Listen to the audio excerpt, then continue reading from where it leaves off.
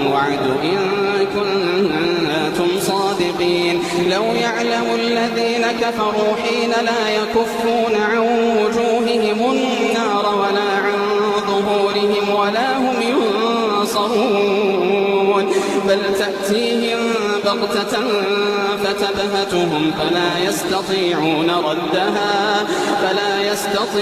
ردها ولا هم ينظرون.